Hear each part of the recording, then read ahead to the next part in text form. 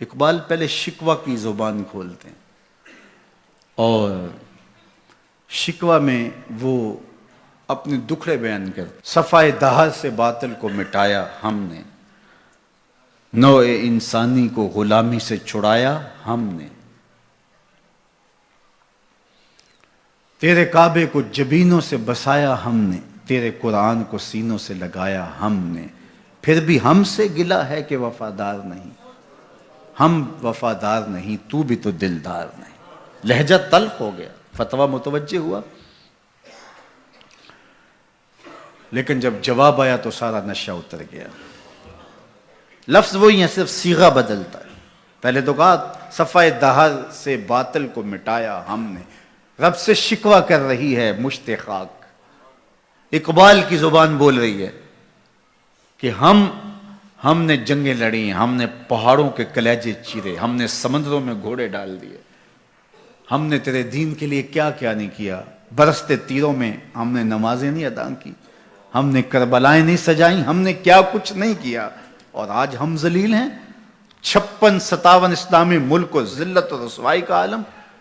تو اقبال شکوہ گناہ ہوتا ہے، صفائے دہر سے باطل کو مٹایا ہم نے، نوع انسانی کو غلامی سے چھڑایا ہم نے، تیرے کعبے کو جبینوں سے بسایا ہم نے، تیرے قرآن کو سینوں سے لگایا ہم نے، پھر بھی ہم سے گلہ ہے کہ وفادار نہیں،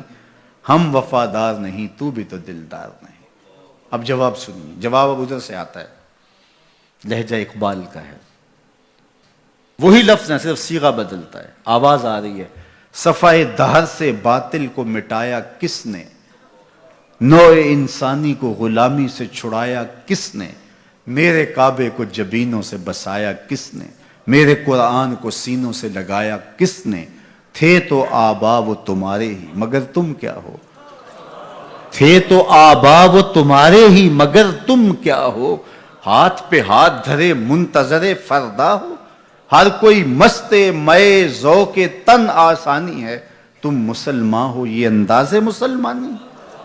حیدری فقر ہے نئے دولت عثمانی ہے، تم کو اسلاف سے کیا نسبت روحانی ہے، وہ معزز تھے زمانے میں مسلمان ہو کر، تم خوار ہوئے تارک قرآن ہو کر۔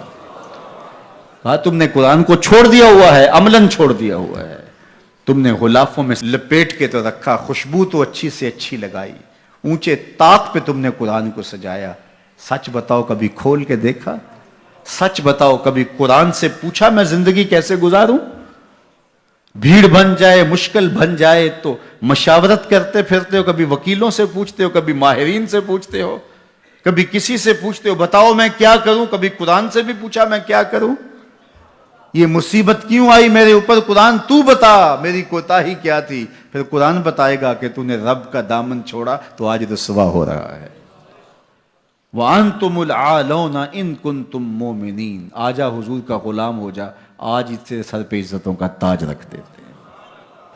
تو قرآن کی طرف اقبال نے بلایا اور ان کا سارا فکر و فلسفہ اس کے ارد گرد گھومتا ہے۔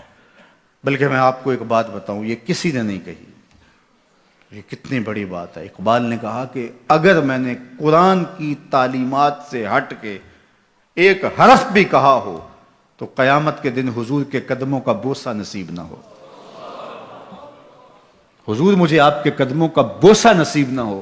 اگر آپ کے سینے پہ اتری ہوئی کتاب سے ہٹ کے کچھ کہا ہو۔ یہ اقبال ہی کہہ سکتے ہیں۔ تو ساری زندگی